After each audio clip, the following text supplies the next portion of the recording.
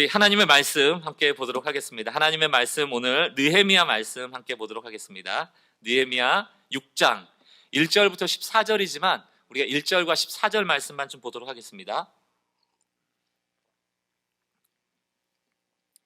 느헤미야 6장 1절 그리고 14절 제가 한번 읽어보겠습니다. 중간에 생략되어 있기 때문에 함께 읽기 좀 복잡할 것 같은데요. 1절 14절 제가 읽어보겠습니다. 산발락과 도비야와 아라비아 사람 게셈과 그 나머지 우리의 원수들이 내가 성벽을 건축하여 허물어진 틈을 남기지 아니었다 함을 들었는데 그때는 내가 아직 성문에 문짝을 달지 못한 때였더라. 14절입니다. 내 하나님이여 도비야와 산발락과 여선지 노아다와 그 남은 선지자들 곧 나를 두렵게 하고자 한 자들의 소행을 기억하옵소서 하였더라. 아멘. 여러분, 그 코로나 시대 속에 종종 여러분들이 좀 보게 되는 단어 중에 하나가 뉴 노멀이라는 단어예요. 뉴 노멀. 이게 노멀이라는 영어 단어의 뜻을 보면 정상이라는 뜻입니다. 정상. 이게 정상이야. 이 기준을 놓고 여기에 넘어서면 정상, 여기에 넘어서지 않은 비정상, 이런 기준이 있다는 거거든요. 근데 뉴 노멀 하면 뭐겠어요? 이게 왜 나오게 됐냐면 옛날에는 그게 정상이었어요. 근데 지금은 그게 정상이 아니라는 뜻입니다. 새로운 기준과 새로운 정상이 나왔다는 얘기죠. 이건 아마 배경을 쫓아가면 경제학 용어에서 쓰여졌다고 하더라고요. 2007년 그 세계 금융위기가 왔을 때 그 전까지는 뭐 잘 됐죠. 은행에다 돈 넣어놓으면 고금리도 되고요. 성장도 굉장히 고성장이 되고요. 그래서 물가도 굉장히 올라가고 이런 시대였는데 그 금융위기 이후에 저금리 시대가 오고 저발전하게 되고 저물가 시대가 오면서 경제하는 분들이 완전히 패러다임을 바꿨어야 되는 시대. 그래서 뉴 노멀. 이전에는 고금리, 고물가, 고성장이 정상이었는데 이제는 그런 시대가 아니다. 이런 용어로 이제 뉴 노멀을 만든 겁니다. 코로나가 우리에게 미친 영향은 굉장히 많아요. 기준을 바꿔버리는 거예요.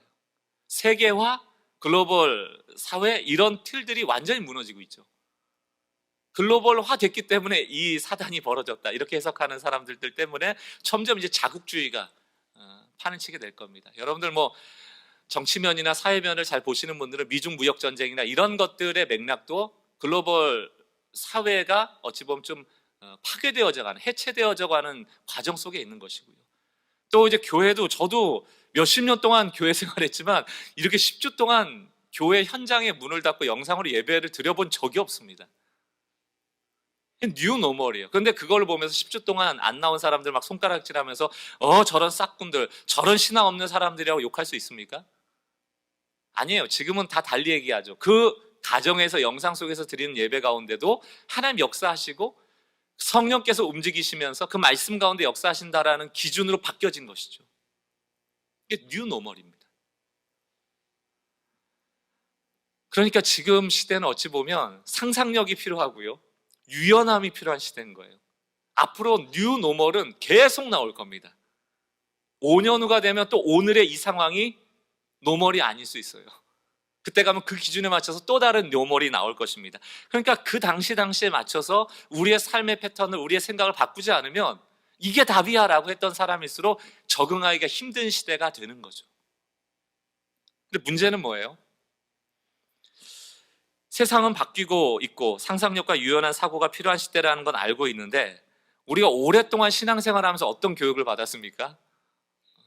신앙은 변하면 안 돼. 바뀌면 안 돼. 그건 변질이야.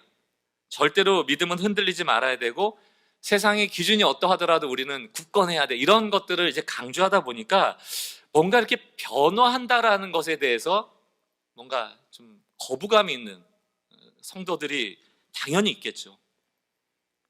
변해가는 세상과 변하지 말아야 되는 신앙 속에서 뭔가 이렇게 상충되는 느낌을 받는 것입니다. 그래서 이 유연함이라는 단어를 부정적으로 보는 집단 중에서 아마 교회가 빠지지 않을 거예요. 뭔가 변화가 오면 굉장히 어려워하죠. 그 우스갯소리로 이대 목사로 취임했던 어떤 목사님이 그 취임한 다음에 피아노 위치 바꿨다가 교회가 박살났다는 얘기는 우스갯소리로 많이 알려져 있지 않습니까? 왜 피아노가 여기 있어야지 여기에 있어야 되냐고. 피아노가 가운데 있으면 어떻고 왼쪽에 있으면 어떻고 오른쪽에 있으면 어떻습니까? 우리 찬양팀이 여기 있다가 다음 주에 여기로 옮기면 여러분 저한테 막 스트라이크 하시면서 왜 옮겼냐고 나한테 묻지도 않고 이러실 분 혹시 안 계시죠? 근데 교회가 그래요. 그러니까 왜 옮기면 안 되지에 대한 이유는 없어요. 그러나 늘 있었기 때문에 거기 있어야 되는 거예요. 십자가를 달아야 된다 말아야 된다. 합동 측은 십자가가 우상 같으니까 떼자, 통합 측은 상징적이니까 달자, 그런 거 갖고도 싸워요. 그래서 저는 제가 존경하는 한 신학자가 했던 그리스도인들은 거룩한 상상력을 가져야 된다는 말을 좋아합니다. 왜냐하면 여러분 하나님을 다 아세요? 하나님을 도화지에다 그리라고 하면 다 그릴 수 있으세요? 하나님을 써보라고 하면 다 쓰실 수 있으세요? 우린 몰라요. 하나님의 전능함이 얼마나 전능한 것인지 우리는 몰라요. 하나님의 선하심이 얼마나 선한 건지 우리는 알 수가 없어요. 그래서 상상력이 필요한 거죠. 그러나 상상력을 갖지 못하면 우리 수준의 선함과 우리 수준의 능하심으로 하나님을 믿게 되는 것이죠. 그 신앙을 제한하는 것이거든요. 그래서 이 신학자는 거룩한 상상력은 그리스도인에게 매우 필수적인 것이라고 얘기하죠. 그래서 여러분 지혜가 필요해요. 하나님의 나라의 복음은, 그 진리는 하나님의 나라에 속한 것이지만 동시에 이 땅에 있는 것이거든요. 그러므로 하나님 나라, 하늘 얘기만 이 땅을 살아가면서 계속 해도 문제고요, 이 땅 얘기만 계속 해도 문제는 것입니다. 복음은 하나님 나라의 복음이면서 동시에 이 땅의 복음이기도 한 것입니다.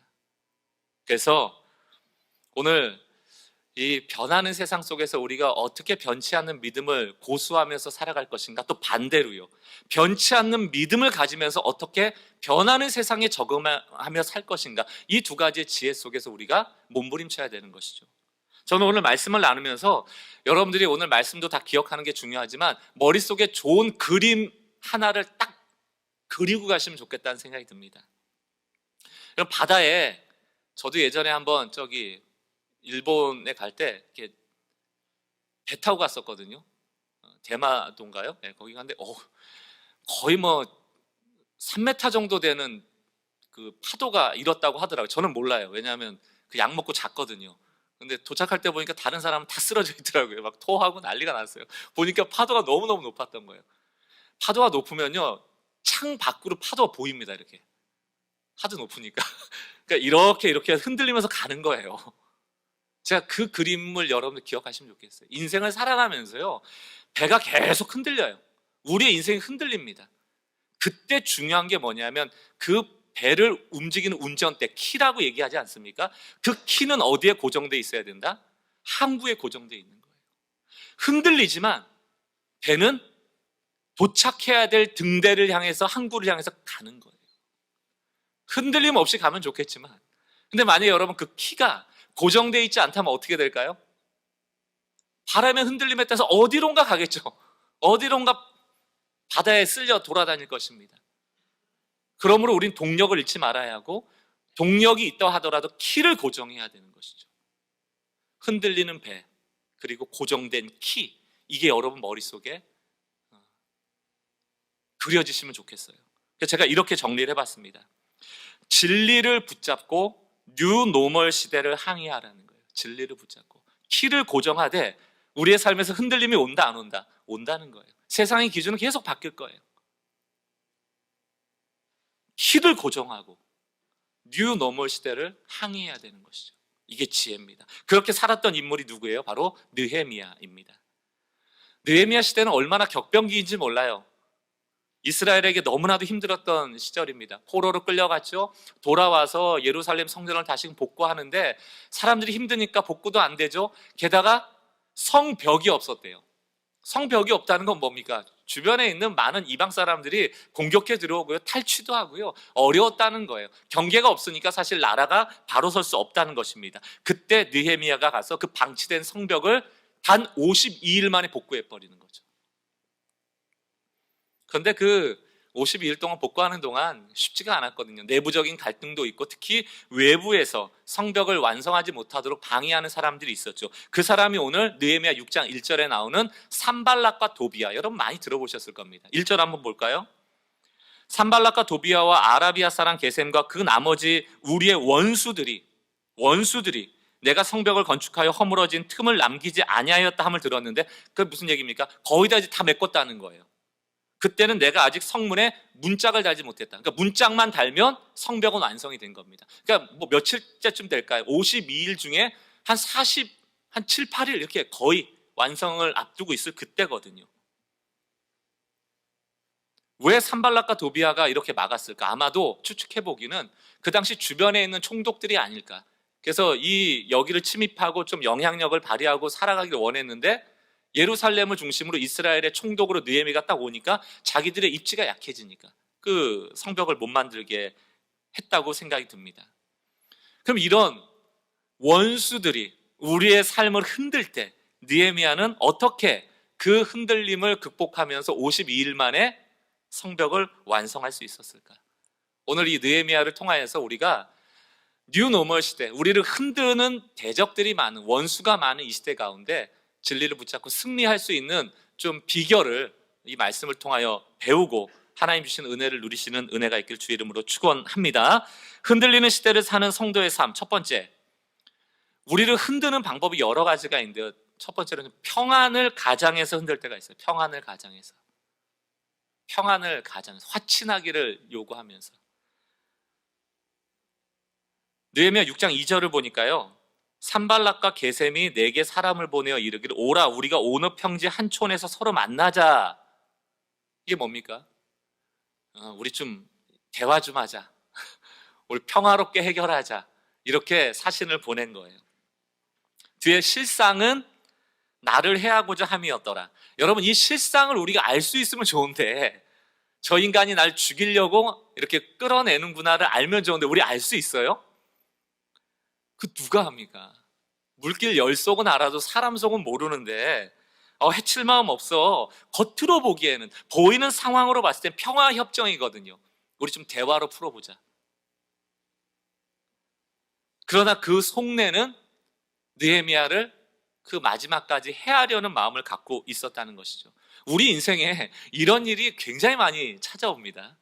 겉으로 보여졌을 때는 손을 내밀고 화친하자고 하는 것인데 그 속으로는 우리를 해하려고 하는 모략이 숨겨져 있을 때가 많죠. 그때마다 우리는 판단하고 결정해야 돼요. 저 사람이 과연 하는 말이 사실일까 아닐까? 이 초청에 응해야 될까 안 해야 될까?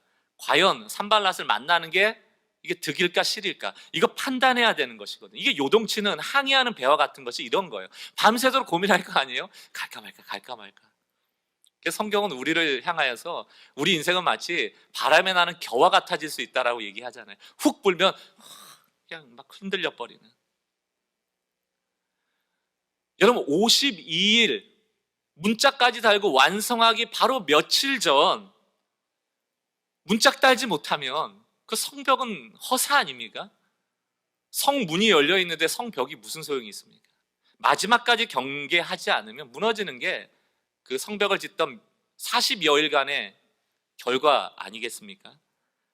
지금 산발랏의 모습은 공격적으로 보이지 않아요. 누가 평화로운 것을 싫어할 사람이 있습니까? 그러나 마귀는 쉼이 없거든요. 마귀는 에너제틱하거든요. 수단과 방법을 가리지 않고 넘어뜨리고 하거든요. 성벽까지 다 완성돼 보이지만 무너뜨릴 방법을 찾거든요. 마지막 순간에 우리를 방심하게 만드는 거예요. 그냥 50일 동안 산발랏하고 외부적으로 싸우느라고요, 한 손에는 쟁기와 삽을 들고 한 손에는 무기를 들고 이러고 밤새워 불침번 서면서 그렇게 50일 가까이를 보냈던 사람들 지치겠어요? 안 지치겠어요? 지치죠. 근데 평화협정을 맺자 할 때 그 혹하지 않겠어요? 다윗도 그 싸움과 고난과 격변의 시기에는 하나님을 늘 함께 하신다고 느꼈지만 결국 왕궁에서 유유하게 살아갈 때 범죄하는 것이거든요. 밖에선 전쟁이 일어나고 있는데 왕궁을 유유히 거닐다가 밧세바를 범하는 사건을 하더라는 것입니다. 초심이 없어지는 것이죠. 하나님이 함께 한다라는 것을 잊어버리시는 것이죠. 자기가 왕이라고 생각하는 것입니다. 그러나 느헤미야의 위대함은 끝까지 방심하지 않는다는 거예요. 잘 보세요, 여러분. 느헤미야 6장 3절 4절을 보세요. 내가 곧 그들에게 사자를 보내어 이르기를 내가 이제 큰 역사를 하니. 내가 이제 큰 역사를 하니. 지금 남은 일이 뭐밖에 없어요?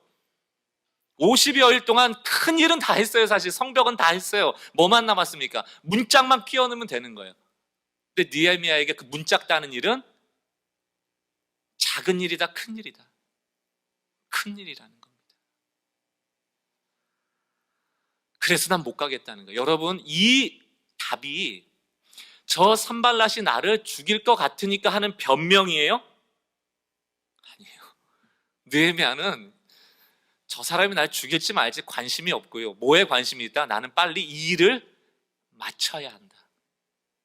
내가 죽을까 봐 두려워서 안 가는 것에 대한 변명을 하는 것이 아니고 끝까지 이 일이 하나님의 일로서 큰 역사가 나에게 남았다라는 소신을 가지고 대답하는 거예요. 이 차이를 이해하시겠어요? 개는 짖어도 기차는 간다, 이런 말을 우리가 종종 쓰잖아요. 우리가 실수하는 게 뭡니까? 개가 짖는다고 갑자기 기차를 세워놓고 개랑 싸우고 있는 게 문제라는 거예요. 기차 빨리 가야 되는데. 4절, 그들이 몇 번이나? 4번이요. 그 온호 평지로 나오라고 몇 번을 얘기를 해요? 4번. 계속. 넌 평화가 중요하지 않아? 좀 얘기하자고, 같이 이거 풀어보자고, 화친하자고. 그때마다 우리가 저놈이 나를 죽이려고 하나 살리려고 하나 밤새 끙끙 앓고 있었더라면 아마 피곤해 결국 나가게 됐을지도 몰라요. 힘드니까. 그러나 느헤미야에게 어떤 마음이 있어요? 나에게 큰 역사가 남았다. 그리고 끝이에요. 우리에게 중요한 적용이 있죠. 우리를 흔드는 사람이 여러분 있으세요? 막 갈등되는 상황들 놓여진 분들이 계세요?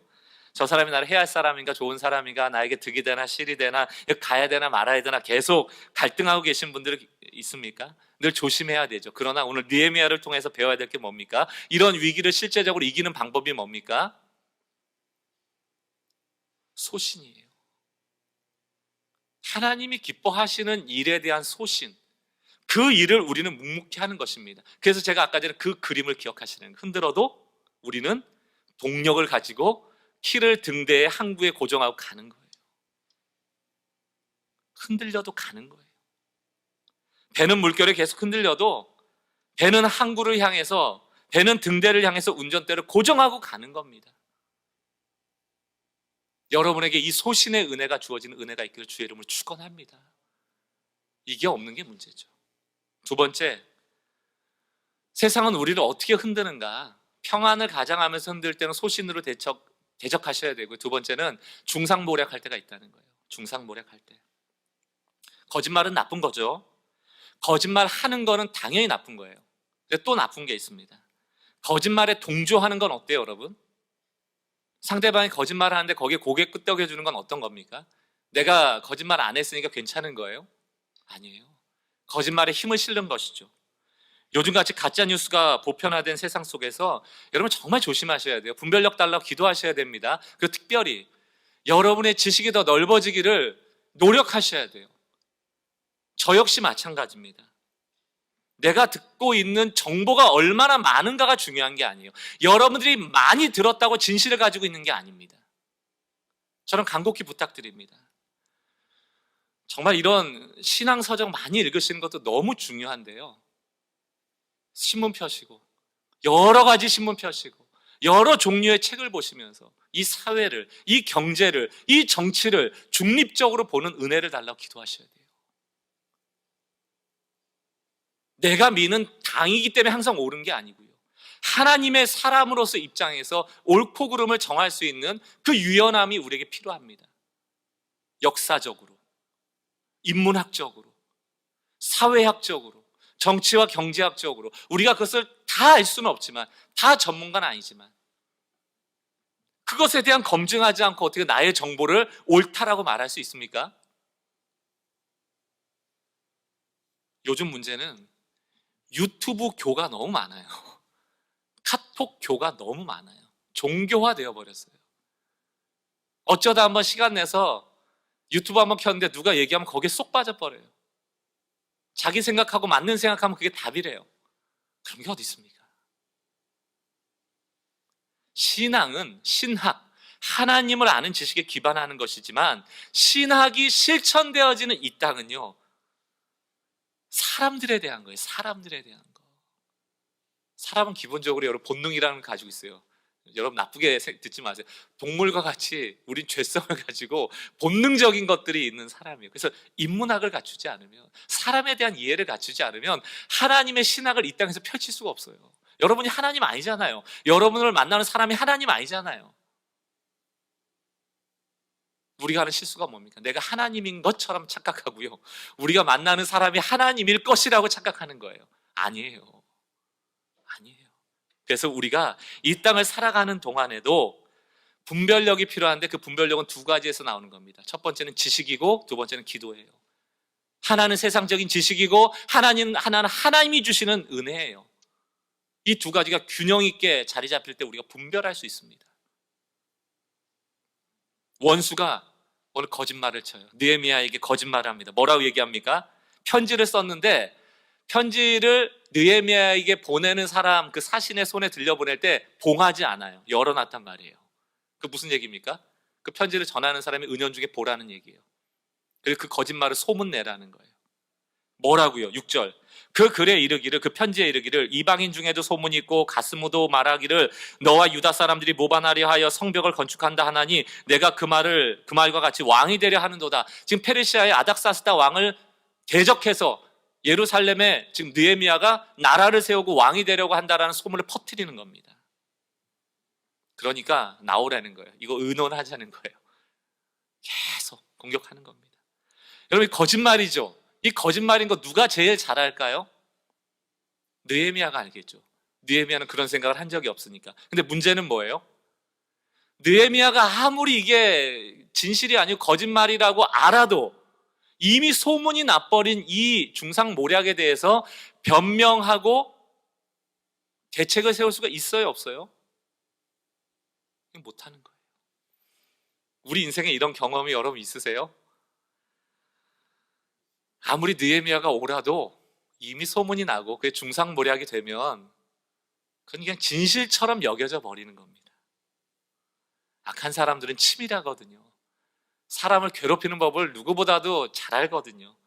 쉴 틈을 두지 않고 공격합니다. 빚쟁이들이 빚 받으러 올 때 막 우통 벗고 집에 들어놓는 거 이렇게 영화에서 많이 보잖아요. 돈을 안 주면 안 되게끔 막 끝까지 극단적으로 밀어붙이잖아요. 여러분들도 중상모략 당해보셨어요? 목사는 종종 그런 때가 있는 것 같아요. 그런데 한편으로 보면 제가 지혜가 없어서 한 것도 절반 정도의 실수가 있어요. 이게 좀 지혜로우면 좋은데 그러지 못한 것도 많이 있고요. 근데 절반의 진실인데 억울하잖아요. 절반의 빌미는 제공했지만 나머지 절반은 확대 해석된 거니까. 물론 제가 그냥 0% 아무 잘못도 없는데 중상모략을 했으면 그거는 더 마음이 아플 텐데 50%의 또 제 지분이 있다 보니까 이해도 되는 부분이 있어요. 그러나 문제는 뭐냐면 그 50%라도 진실이 아닙니다라고 얘기를 해야 되는데 그런 기회가 주어지지 않을 때가 많이 있어요. 그리고 야, 저렇게까지 생각할 수도 있구나. 억울한 심정도 있죠. 아마 여러분도 살아가면서 그런 것들 많이 있을 겁니다. 그런데 느헤미야는 그 중상모략에 일일이 대응하지 않아요. 또 대응해도 설명도 다 못하고 변명처럼 들려질 것을 알았습니다. 그때 뭐해요? 기도하는 거예요. 기도하는 겁니다. 느헤미야 6장 9절. 이는 그들이 다 우리를 두렵게 하고자 하여 말하기를 그들의 손이 피곤하여 역사를 중지하고 이루지 못하리라 합니다. 그러니까 계속 이렇게 중상모략하고 소문을 퍼뜨려서 공사를 완성하지 못하도록 피곤하게 하는 거예요. 여러분, 중상모략 당하면 얼마나 피곤한지 여러분 경험하신 분들은 알 겁니다. 잠 못 자니까 피곤하죠. 밤새 잠을 못 자니까. 그때 뭐라고 얘기합니까? 이제 내 손을 힘있게 하옵소서 라고 기도하는 거예요. 하나님, 제 진실을 아시죠? 제가 왕이 되려고 하는 마음 없었다는 거 아시죠? 저 같은 경우는 하나님, 제가 실수한 건 있지만 제가 거기까지는 아닌 거 주님 아시죠? 제가 낙담하고 낙심하고 우울해지고 이불 안에 들어가서 나올 수 없는 상황이 되고 밤새 잠을 못 자서 피곤한 상황이 되어서 더 이상 하나님의 일을 해나갈 수 없을 그때 주여, 내 손을 힘있게 하도록 주님 내 손을 잡아달라고 한번 따라했으면 좋겠어요. 주여, 내 손을 힘있게 하옵소서. 여러분, 중상모략 당하면 힘이 빠진다는 거예요. 손에 힘이 빠져버린다는 거예요. 손에 힘이 빠진다는 게 뭐예요? 모든 걸 포기하게 된다는 거예요. 그때 무슨 기도가 필요합니까? 주여, 내 손을 힘있게 하옵소서. 내 손을 힘있게 하옵소서.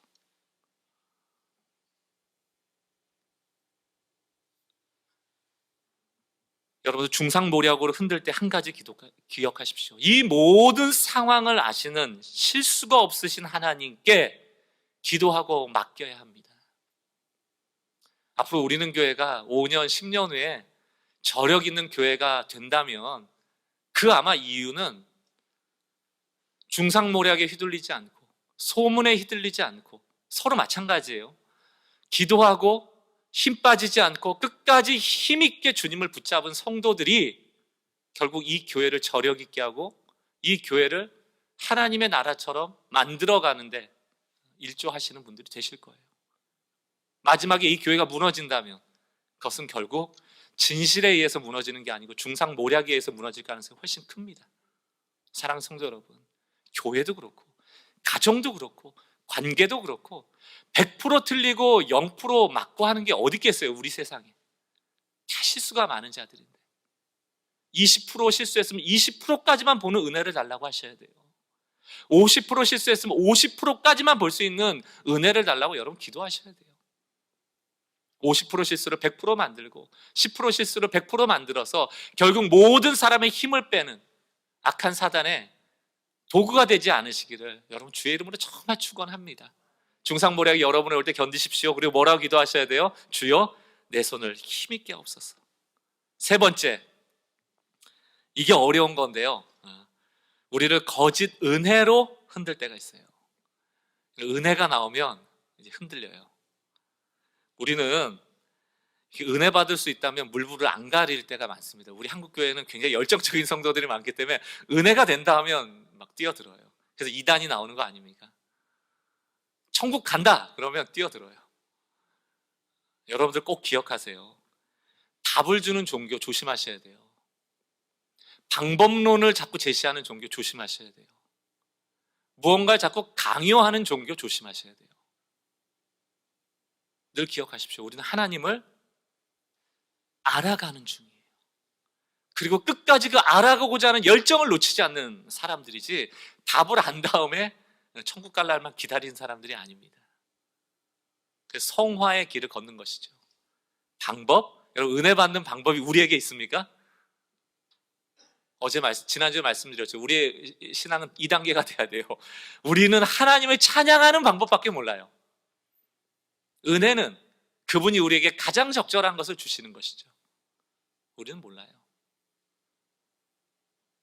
강요하는 종교, 그것은 기독교의 올바른 정신이 아닙니다. 신앙은 그 핵심에는 하나님이 나를 구원하신 그 은혜에 단독자로 자율적으로 자발적으로 하나님께 반응하는 그것으로부터 신앙은 시작되는 거예요. 교회가 있기 때문에 여러분들이 모여서 신앙생활을 하는 게 아니고 여러분의 신앙이 있기 때문에 모여서 예배할 수 있는 것입니다. 이 순서를 잘 기억하셔야 돼요. 스마야라는 제사장이 나온다고요. 제사장이에요. 선지자라고도 불려지고 6장 10절.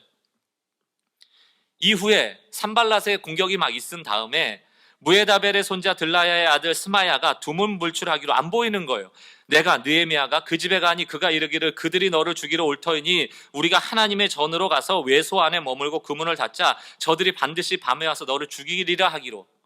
스마야가 안 보여서 느헤미야가 찾아갔더니 뭐라고 얘기해요? 너 마침 잘 왔어. 지금 산발랏이 너 안 만나주니까 너 죽이러 온대. 야, 너 살아야 될 거 아니야. 나랑 같이 도망가자. 어디로? 하나님의 성소, 외소로. 하나님의 성소는 어떤 곳입니까? 우리가 보호받을 수 있는 곳이에요. 성경에도 나와 있단 말이에요. 성소에서 하나님께 보호를 입는다고요. 우리가 성소로 나가자고 그러잖아요. 얼마나 명분이 그럴듯합니까? 주의 성소에 가서 내가 보호받을 수 있구나. 나만 은혜 받고 나만 살면 되라고 하는 사람 같았으면 아마 그대로 쫓아갔을 겁니다. 살아야죠. 산발랏이 온다고? 숨자. 어느 예능 프로에 구호가 이런 거더라고요. 나만 아니면 돼, 이런 거 있잖아요. 막 벌칙 있고 이러니까 나만 아니면 돼.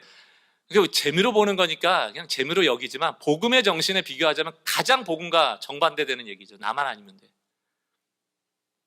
좀 확대해 보면 나만 아니면 돼, 나만 은혜 받으면 돼, 나만 피해 안 받으면 돼, 나만 잘 되면 돼. 이게 복음의 정신하고는 반대죠. 느헤미야가 50일 동안 성벽 잘 지어놓고 아직 문짝 따는 일 남았는데 그거 작은 일로 여기고 혼자 살겠다고 성소로 숨었다면 어떤 일이 벌어졌을까요? 아마 많은 사람들이 손가락질하고 느헤미야의 권위는 실추되어지고 성문은 없어서 뚫려진 성벽이 될 것이고 아마 산발락과 도비아가 침입해서 놀이터를 만들어 버렸겠죠. 그 성소에 들어가 있으니 이제 성소에 가서 잡아오면 되는 거 아닙니까? 죽은 목숨이에요. 성소에 들어가는 순간. 그런데 왜 안 숨었겠습니까? 그 이유를 생각하셔야 돼요. 여러분들 은혜를 누가 준다, 여기 가면 은혜가 된다 할 때 여러분들이 이 기준을 가지셔야 돼요. 왜 그곳에 가야 되고 왜 그곳에 가지 말아야 되는가? 내면 안 가거든요. 왜 안 갔을까요? 두 가지 이유가 있어요. 하나는 손익을 따지지 않았다. 앞서 말씀드린 하나님의 큰 일이 남아있기 때문이고 또 하나는 말씀에 위배되기 때문이에요. 외소, 성소라는 것은 제사장만 들어갈 수 있는 곳이죠. 그래서 뭐라고 얘기합니까? 느헤미야 6장 11절 내가 이르기를 나 같은 자가 어찌 도망하며, 이게 조금 난해 구절이긴 한데요, 이렇게 해석할 수 있습니다. 내가 혹시 도망가면 지금 소문이 돌고 있는데, 중상머리가 돌고 있는데 내가 마치 죄인이나 된 것처럼 내가 왜 도망가야 되느냐? 난 도망가지 않겠다, 이런 떳떳함을 증명하는 내용도 되고요. 또 두 번째, 나 같은 몸이면 누가 외소에 들어가서 생명을 보존하겠느냐? 나는 제사장도 아닌데 어떻게 주의 성소에서 내가 목숨을 보존하겠느냐? 나는 하나님 앞에 가장 거룩한 곳에 난 들어갈 수 없다 라고 말하고 있는 것이죠. 여러분, 은혜가 아무리 좋아도 말씀에 위배되는 은혜를 쫓아가서는 안 되는 것입니다. 나만 살겠다고 은혜를 찾아가서도 안 되는 것이죠. 사도 바울이 사도행전 21장 가보면 예루살렘으로 들어가려고 할 때 많은 사람들이 말리잖아요. 성령께 내가 환상을 봤는데 너 가면 예루살렘에 가면 붙잡혀 포박돼 죽어. 그때 사도 바울이 뭐라고 얘기합니까? 12절 우리가 그 말을 듣고 그곳 사람들과 더불어 바울에게 예루살렘으로 올라가지 말라 권하니, 아니 성령께서 얘기하셨다니까. 그런데 13절 바울이 대답하되 여러분이 어찌하여 울어 내 마음을 상하게 하느냐? 나는 주 예수의 이름을 위하여 결박당할 뿐 아니라 예루살렘에서 죽을 것도 각오하였노라 하니. 해석이 다른 거예요. 성령이 사도 바울의 결박당하는 모습을 보여줬지 가라 마라는 안 하셨을 거예요. 가면 저렇게 된다. 그것을 어떤 사람은 그래서 가면 안 된다라고 해석할 수 있고 어떤 사람은 그래도 간다라고 해석할 수 있는 거예요. 사도 바울은 무엇을 택합니까? 그래서 가는 거예요. 포박당하고 잡혀야 된다는 거예요.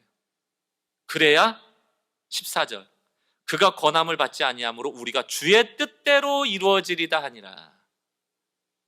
그래야 주님의 뜻이 이루어진다는 것을 사도 바울은 믿었기 때문이죠. 우리가 무언가를 판단하고 결정할 때 여러분은 어떤 기준으로 행동하고 판단하고 결정하고 계십니까? 제가 오늘 마지막에 중요하게 깨달은 게 있어요. 그게 뭐냐면 11절과 12절입니다. 11절에 보면 나는 들어가지 않겠노라 라고 느헤미야가 얘기하죠. 그 성소는 내가 들어갈 곳이 아니야. 그리고 나는 떳떳한데 내가 왜 숨어? 라고 얘기한 다음에 12절을 보세요. 깨달은즉 그는 하나님께서 보내신 바가 아니라. 그 스마야가 산발락과 짜고 있었다는 거죠. 느헤미야를 죽이려고 한 거예요. 여러분 잘 보세요. 12절이 먼저가 아니고 11절이 먼저예요. 우리는 깨달아지면 이렇게 해야지, 저 사람이 날 죽이려고 하면 피해야지, 이렇게 하다 보니까 모르는 거예요. 사람이 나를 죽이려 하는지 속이려 하는지 우리가 어떻게 하냔 말이에요. 그러나 느헤미야는 진리대로 행하니 그 다음에 깨달아지더라는 겁니다. 그럼 우리가 선택할 수 있는 건 뭐예요? 저 사람이 어떤 마음을 가졌는지 촉을 세워서 내 감각을 이용해서 나는 촉 보면 알아. 나는 촉이 발달된 사람이에요. 여러분 촉 절대로 믿으시면 안 돼요. 믿지 마세요. 육감 믿지 마세요. 신앙을 육감으로 하는 거 아니에요. 사람을 촉으로 대하는 게 아니에요. 진리대로 걸어갔더니 깨달아지더라는 거예요. 우리는 자꾸 깨달음을 가지고 진리를 판단하죠. 아, 내가 척 보면 알아. 내가 말씀 보다 보니까 이게 깨달아져. 이렇게.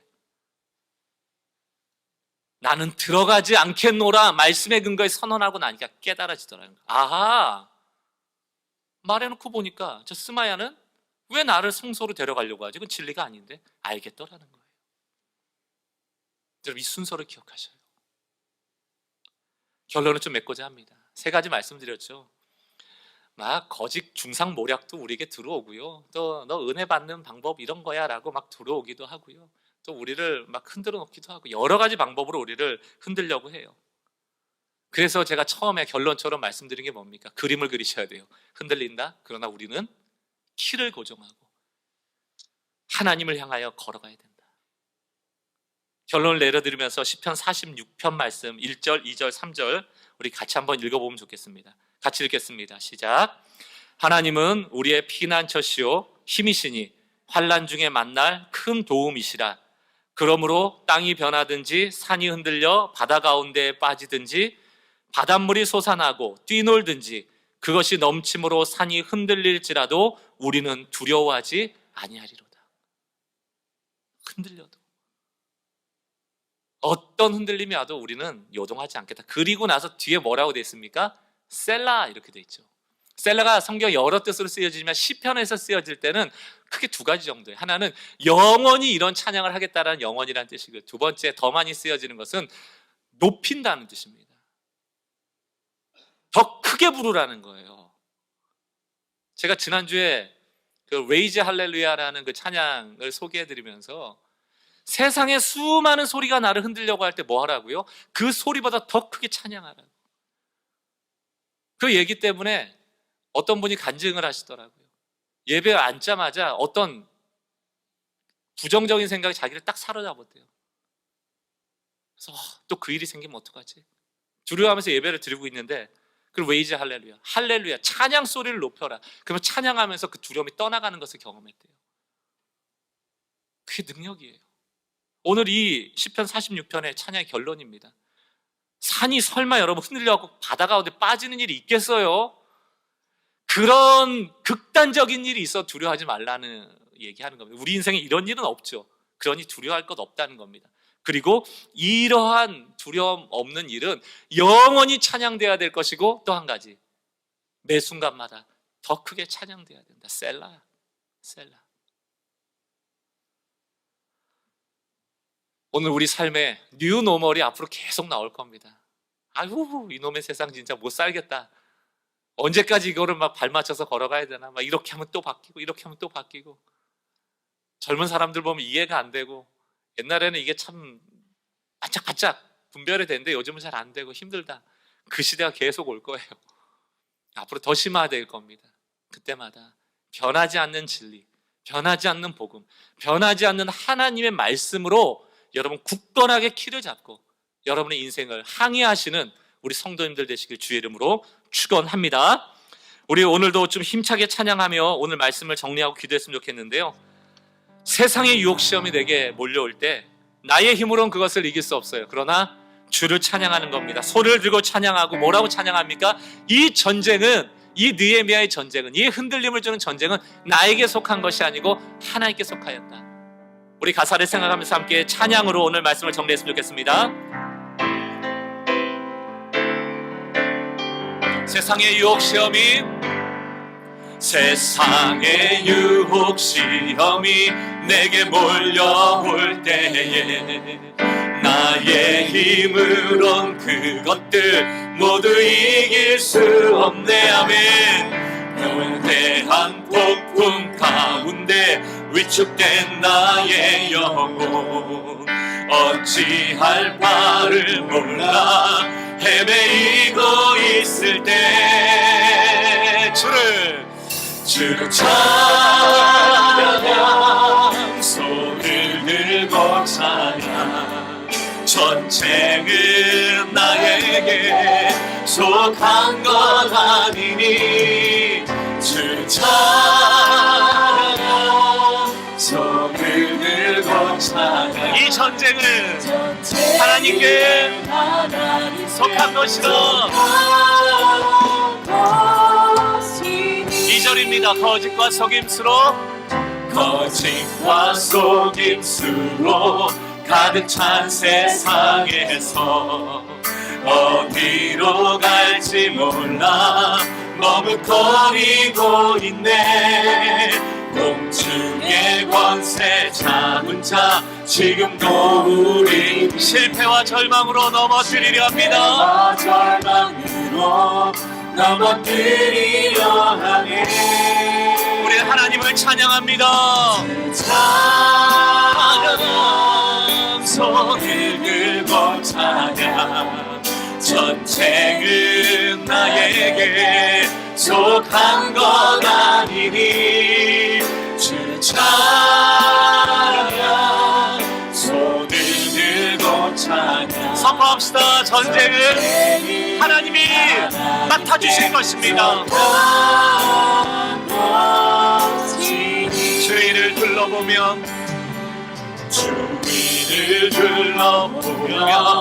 아무도 없는 듯 믿음의 눈을 들면 보이는 분 계시네.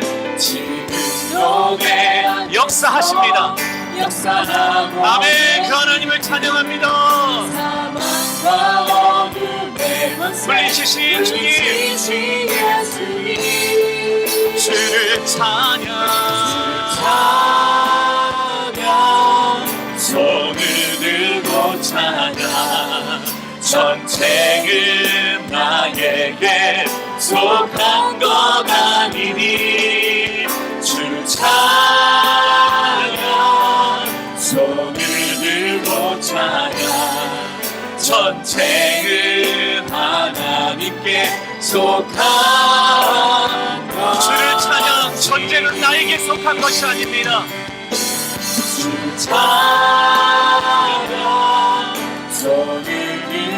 전쟁은 나에게 속한 것 아닙니다. 전쟁은 나에게 속한 것 아니니 아멘.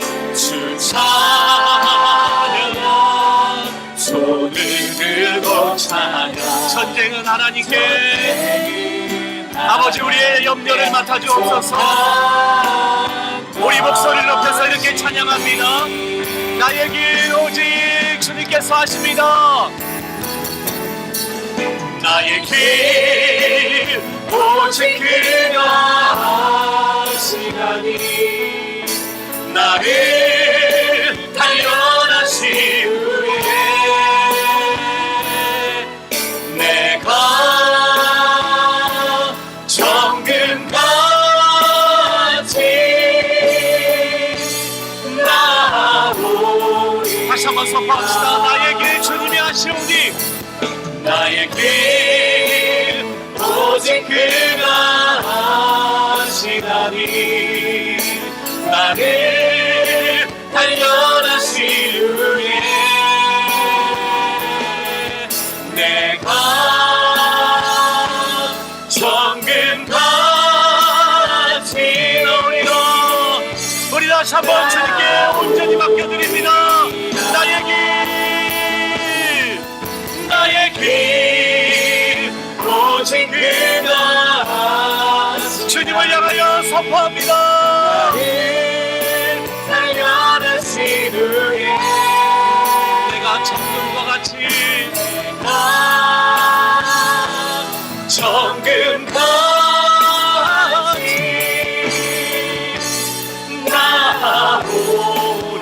나오리라. 여러분 주님이 아신대요. 우리가 뭐를 두려워하시는지도 주님이 아시고요. 그래서 두려워하지 말라는 것 아닙니까? 너의 한계를 안다. 너의 약점을 안다. 그런데 자꾸 상대적으로 저 사람이 나를 어떻게 할까? 사람 궁금해하면 여러분 답이 없어요. 우리가 어떻게 그 사람을 압니까? 적군인지 아군인지 어떻게 합니까? 저 사람이 겉으로는 내 입에 혀처럼 굴지만 그 속에 어떠한 간교함이 있는지 우리가 어찌 압니까? 내가 만나는 사람의 상대방의 일희일비해하는 인생 되지 마세요. 우리는 하나님의 자녀로, 왕의 자녀로, 보호받는 자녀로 주님이 주신 길을 걸어가는 사람들입니다. 흔들리겠죠. 파도가 오겠죠. 그러나 우리에겐 방향이 있습니다. 저 멀리 보이는 등대를 향하여 키를 고정하여야 합니다. 믿음으로 이 바람이 나를 해하지 못함을 철저하게 하나님을 신뢰함으로 깨달아 알아서 주님이 우리를 인도하시고자 하는 그 길까지, 그 소명의 길 잘 감당해내길 원합니다. 오늘 여러분을 두려워하는 것 주님께 내어놓고 또 두려움 없이 주님을 섬기겠습니다 결단하며 기도할 수 있었으면 좋겠어요. 먼저는 오늘 하나님이 주신 말씀을 잘 정리해 보십시오. 이 시간 묵상하며 나에게 주시는 주님의 음성에 귀 기울여 보겠습니다. 기도하겠습니다.